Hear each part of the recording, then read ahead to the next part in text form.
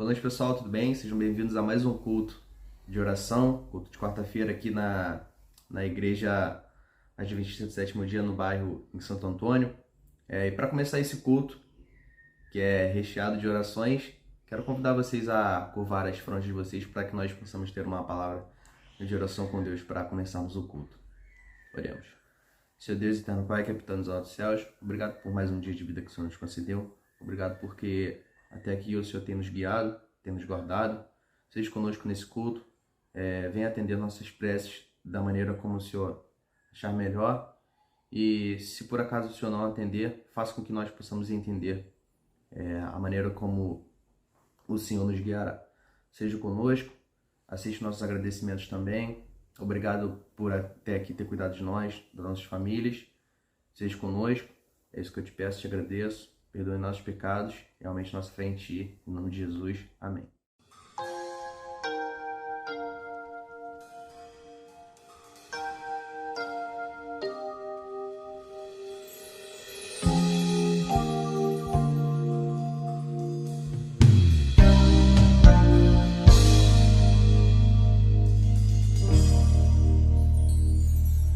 Porque o Teu amor é melhor do que a vida. Os meus lábios Te louvarão enquanto eu viver, e em Teu nome levantarei as minhas mãos. A minha alma se fartará só em Ti, só em Ti. A minha alma se fartará só em Ti, só em Ti, meu Jesus, só em Ti. A minha alma se fartará só em Ti, só em Ti, meu Jesus. Teu amor é melhor do que a vida. Os meus lábios Te louvarão enquanto eu viver. Em Teu nome levantarei as minhas mãos. A minha alma se fartará só em Ti. Só em Ti, Senhor. Só em Ti. A minha alma se fartará só em Ti, só em Ti, meu Jesus, só em Ti. A minha alma se fartará só em Ti, só em Ti.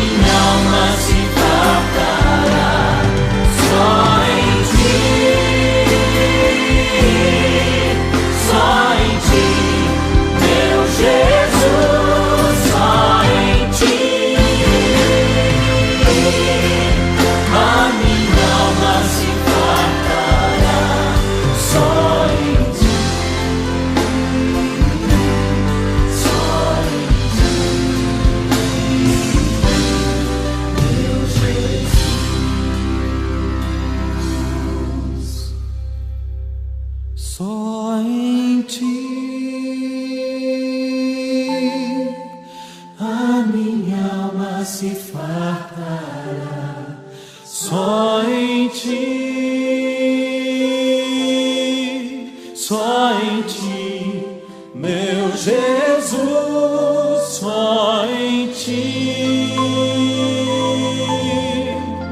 a minha alma se fartará, só em ti, só em ti, meu Jesus. Aqui orar pelo pastor do nosso distrito e pela liderança do distrito também. Oremos. Senhor, querido Deus, te agradecemos, ó Pai, pela vida, por mais um dia. Te colocamos diante do Senhor a vida do nosso pastor, Marcos, e a sua família, pedindo que o Senhor abençoe a sua vida, seu ministério, sua família, sua esposa, seus filhos, que o Senhor possa dar força, sabedoria, dar o que ele precisa para cumprir a missão que o Senhor deu para ele. Também colocamos diante de Ti a liderança do distrito, cada departamento, cada função, cada pessoa, que o Senhor abençoe, dê a direção, dê a sabedoria, dê a força, sustenta, Senhor, na sua presença, cada uma das pessoas envolvidas, em nome e por amor de Jesus. Amém. Boa noite, irmãos. Para quem não me conhece, meu nome é Magali. Hoje eu trago uma mensagem falando sobre o Éden. O Éden do princípio da criação, de como era, como o homem era. E nós vamos ler algumas citações de alguns livros aqui da escritora Ellen G. White, que confirmam alguns eventos que aconteceram e a mudança desse local, né? Nós vamos falar sobre o Éden original e a restauração do Éden. Tá? Antes de qualquer coisa, eu quero dizer para vocês que eu creio na criação, que Deus criou todas as coisas e com base em relatos bíblicos, né? A gente sabe muito bem que Deus criou todas as coisas, Ele criou perfeita, tudo puro, tudo sem mácula, né? E todas as etapas que Deus criava, Ele fazia uma avaliação, Ele dava um feedback, né? A Bíblia diz que Deus viu Deus que tudo quanto fizera e eis que era muito bom, né? Então esse é o relato bíblico sobre o feedback de Deus depois que Ele criava alguma coisa. Até o momento em que Deus criou o homem. Deus criou o homem e a Bíblia diz que Deus criou o homem segundo a sua imagem e semelhança, né? No Éden original, o homem era perfeito. A mulher também era perfeita. A mulher foi criada, foi extraída do homem, né, e também era perfeita. Mas sobre Adão e Eva, o livro Educação, na página 20, diz que eles tinham formas airosas e simétrica, né? Isso no dicionário traduz em bonito, elegante, formoso, né? Esbelto, medidas proporcionais, né? Resumindo, eles eram perfeitos físico e intelectualmente, né? Diz também que eles tinham muita saúde, eles tinham um rubor da saúde no rosto. O rosto deles resplandecia o rubor da saúde. Esse mesmo livro, Educação, na página 20. Bom, o livro da escritora Ellen White. Diz que eles tinham uma estatura elevada, né? Eles tinham uma estatura perfeita em simetria. Nós sabemos que o pecado fez com que o homem perdesse estatura, né? Nós fomos sendo degradados de acordo com o tempo, e hoje, se nós encontrarmos aí um homem com mais de 2 metros, esse homem vai para o Guinness, né? Ele fica famoso, aparece em alguns programas de televisão, né? por conta da estatura dele, ou ele é cobiçado para ser um jogador, né, de basquete, né, por conta da estatura. Mas isso na criação era o plano de Deus, que o homem fosse alto, que a mulher fosse alta.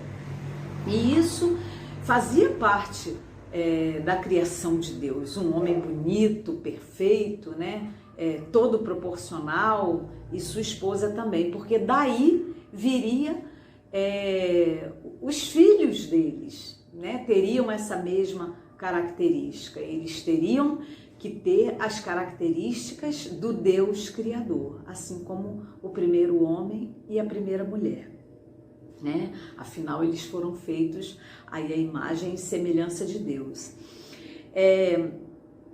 O livro Profetas, Patriarcas e Profetas, na página 29, diz que o homem vestia-se de luz, né? O casal, o homem e a mulher, eles não tinham pecados, né? Não faziam uso de vestes artificiais, porque estavam revestidos de uma cobertura de luz e glória, tal como a usam os anjos, né? Agora, tinha uma condição aí. Para eles continuarem com essas vestes, eles tinham que viver em obediência, né? Aqui diz que enquanto eles viviam em obediência, eles tinham essa veste de luz, né, que os envolvia, né? Era uma veste colocada por Deus, a veste da pureza, a veste do homem sem pecado.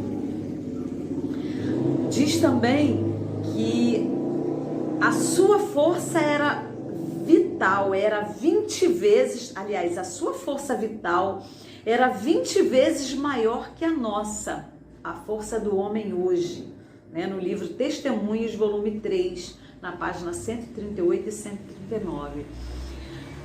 Uma outra coisa que a gente pode fazer uma comparação, né? Muitos documentários, alguns programas também de TV trazem homens que são halterofilistas, fisiculturistas, né, que têm músculos, muita massa muscular, e por conta disso eles têm muita força, porque eles treinam, eles trabalham para ter força muscular, e eles conseguem arrastar, né, carretas carregadas, eles conseguem arrastar tratores imensos, enormes, com algumas toneladas, né? Eu vi uma vez um que conseguia arrastar um trator na barba, com um cabo amarrado na barba dele. A gente fica assim, né? Nossa, se for comparar então o homem que foi criado por Deus com uma força 20 vezes maior que a nossa, imaginem como esse homem era forte. Esse era o homem criado por Deus, mas Deus criou esse homem com um propósito. Deus não criou um homem belo, viçoso, né, forte, apenas por vaidade ou por orgulho. Não, ele vai ser igual a mim, não. Deus queria que este homem administrasse ali a terra, né, o Éden. Deus queria que o homem dominasse sobre a criação que ele havia feito, que também era perfeita, né? E Deus queria que esse homem e essa mulher fossem um modelo do casal que habitaria no lar modelo que era o Éden. Então, Deus deu também para ele, né, esse domínio sobre todas as coisas, e para que isso ocorresse da forma mais perfeita possível, esse homem tinha um intelecto poderoso. O livro Patriarcas e Profetas, na página 34, diz que a sua capacidade intelectual, né, era apenas um pouco menor que a dos anjos. Então, esse homem, ele tinha uma mente aberta, né, usava toda a capacidade de pensamento, de raciocínio, né, ali naquele momento, porque Deus criou ele com um objetivo, para que ele pudesse habitar o lar modelo de Deus, né? Para que a humanidade que viesse, né, seguida a ele fosse uma humanidade perfeita, obediente, com todas essas características que eles tinham. Afinal, hoje nós vemos aí que nossos filhos têm o nosso DNA, eles têm características muito próximas a nós, né? E mesmo vivendo em meio ao pecado, nós podemos ver muitas coisas ainda que tinha no Éden original, né? Essas características de Deus no ser humano, nós vemos as nossas características, vemos características de Deus em nós também, né? Quando nós mudamos a nossa vida a partir do momento que nos arrependemos dos nossos pecados e nos achegamos a Deus, nós vemos que a gente muda, a gente começa a ter compaixão das pessoas, a gente tem desejo de ajudá-las, a gente deseja que elas conheçam a Cristo para que também se acheguem a Ele, né? Então a gente começa a ver que a gente tem coisas boas em nós. O pecado em nós não deixa essas coisas aflorarem, mas quando nós nos arrependemos do nosso pecado, as coisas de Deus começam a aflorar mais na gente. A gente começa a ver isso, né? Então Deus criou, recapitulando, Deus criou um lar, que era o Éden. Ali ele colocou plantas, né, animais de várias espécies, ele colocou o homem, colocou a mulher, né, e ali dentro daquele lar perfeito, com todas as coisas ali para eles, Deus deu uma ordem para que eles multiplicassem e enchessem a terra, né? E diz assim, no livro Educação, na página 22, o Éden era um jardim de beleza indescritível, era a representação do que Deus desejava que toda a terra se tornasse. À medida que a família humana se tornasse mais numerosa, estabelecesse outros lares e escolas semelhantes a que ele havia dado, né? Então Deus tinha um propósito ali. Deus queria que o homem ele fosse não somente perfeito para si, mas ele queria que a sua descendência também fosse perfeita e obediente, né? Só que não. Em Gênesis 3, nós podemos ver o relato da queda do homem, né? O homem sofre ali uma queda e nós podemos ver a tragédia do pecado. Afinal de contas, nós herdamos isso está em nós. O pecado, nós somos todos gerados no pecado, né? E a partir dali, o domínio de todo aquele paraíso, de todo aquele lugar lindo e perfeito ali, foi usurpado. O homem perdeu sua perfeição e perdeu todas as regalias que ele tinha. Quando Deus deu o Éden para ele, ele era, podemos dizer, o dono do pedaço. Dono do pedaço não, né? Ele era o dono do inteiro, era dono de tudo, porque Deus disse para ele que ele deveria dar nome aos animais, ele deveria administrar todos aqueles bens ali e dali gerar famílias, né? Descendentes, povoar a terra. Não aconteceu isso, né? Adão foi expulso do Éden, né? Do paraíso. Agora, o homem antes perfeito está manchado pelo pecado. Ele não tem mais vestes de luz. Ele se dá conta de que ele está nu. Isso era a primeira consequência do pecado.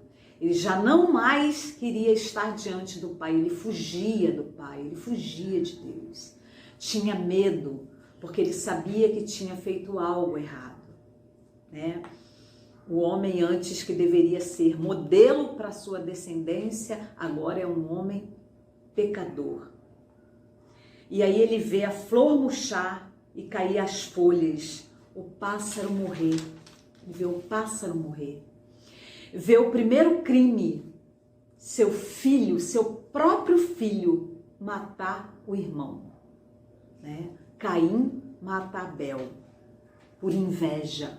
Olha os sentimentos que começaram a entrar no coração do homem. Eventos nunca vistos por Adão agora fazem parte de sua vida. Tristeza, dor, sofrimento, remorso, angústia invadem o seu coração. Mas Adão, ele vê um inocente cordeiro morrer. E por quê? Pelo seu pecado. Ele vê um sacrifício inocente do Filho de Deus naquele evento acontecido ali, na morte do cordeiro. Ele vê o próprio Deus morrendo na cruz do Calvário.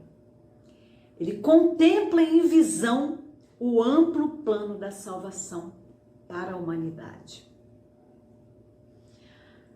A maldade prolifera e prolifera até a terra ser destruída por um dilúvio. A luta entre o bem e o mal prossegue. E os terríveis frutos do pecado aparecem em grande abundância. Dor, doença, sofrimento, muito ódio, guerras, crimes e mortes. Esses eram os resultados do pecado. Queridos, Adão se deu conta do estrago que ele havia feito na humanidade que viria. E ele se arrepende do pecado que ele fez. Ele se arrepende dos erros e da desobediência. Daí, ele entende que existe uma forma de libertação. Como seria isso? Através da restauração do lar. Morte e ressurreição. Quem morreria para que o homem fosse perdoado? Jesus. Jesus é a libertação. Vamos ler na Bíblia João 14,6.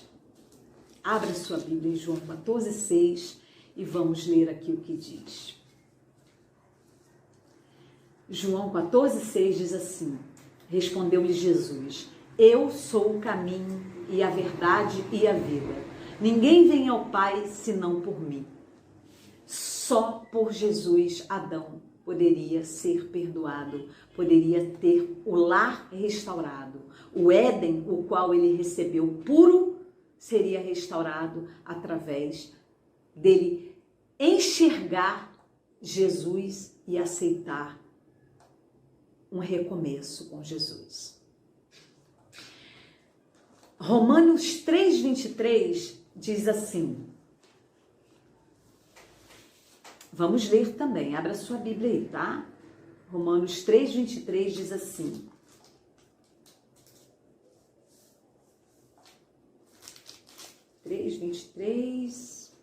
Tá aqui.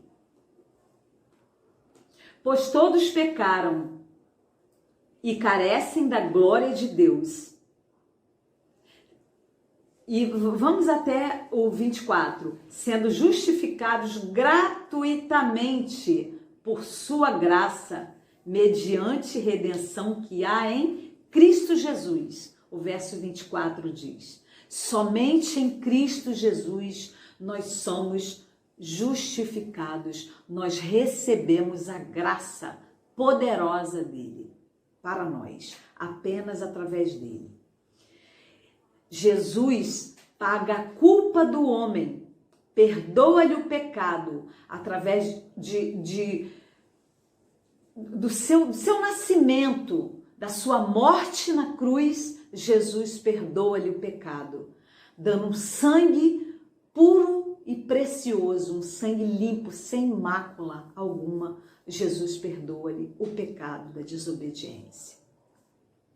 E lá em Mateus 25:34, nós podemos dizer que ali está a promessa maravilhosa que Jesus dirá para nós. Mateus 25:34 diz assim: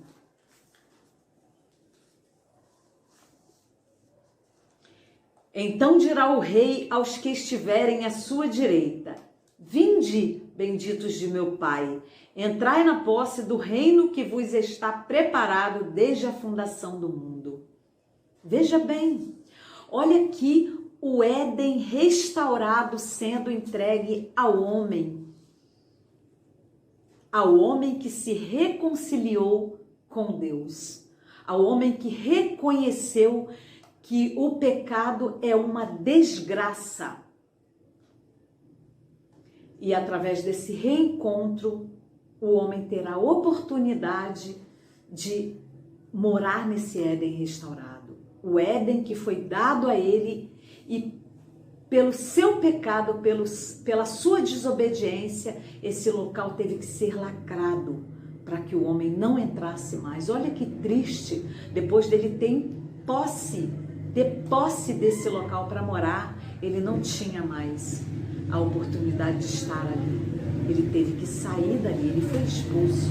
Uma coisa muito dolorosa ocorreu. Muito triste para o homem. Ele depois vê o que ele havia feito, perdido tudo aquilo que Deus havia dado para ele. E então, o reencontro, ele não será mais apenas entre os dois Adões, mas para todos aqueles que pecaram. Adão reconheceu a desgraça e a destruição que o pecado causou e causa na vida do homem. Aceite hoje esse chamado, querido. Aceite esse chamado de Jesus para a sua vida. Se houver algum pecado na sua vida, peça perdão agora. Reconheça que o pecado, que a desobediência é uma desgraça na nossa vida.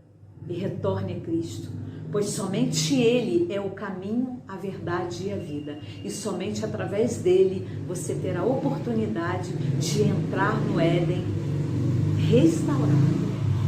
Porque nós pecamos e, infelizmente, recebemos a morte como resultado do nosso pecado.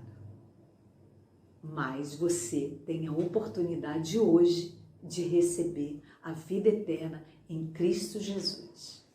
Amém.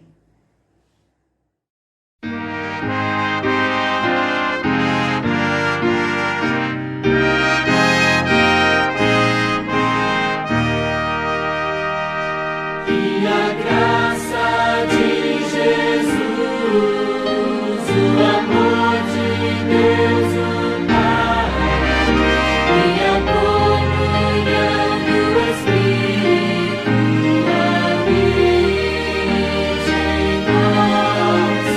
E a graça de Jesus, o amor de Deus, o Pai, e a comunhão do Espírito em nós, que esteja para sempre, eternamente.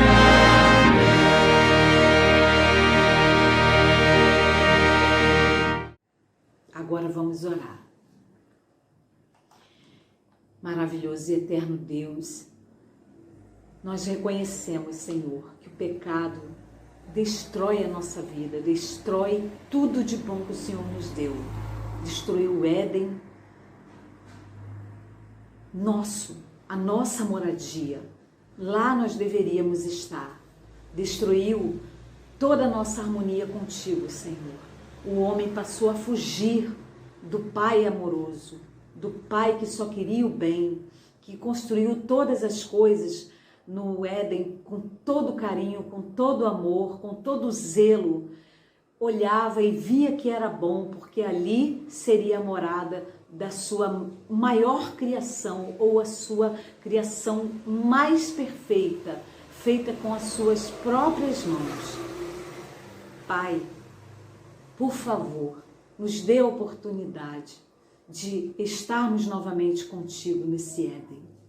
Restaure, Senhor, a nossa vida, para que nós possamos estar no Éden restaurados de coração, de alma e de espírito, Pai, para morarmos contigo eternamente. aceite todos aqueles, Senhor, que neste momento pedem perdão pelos seus pecados e oram a Ti, pedindo, Senhor, que o Senhor os leve contigo no dia que o Senhor voltar. É em nome de Jesus que nós te rogamos e desde já te agradecemos. Amém.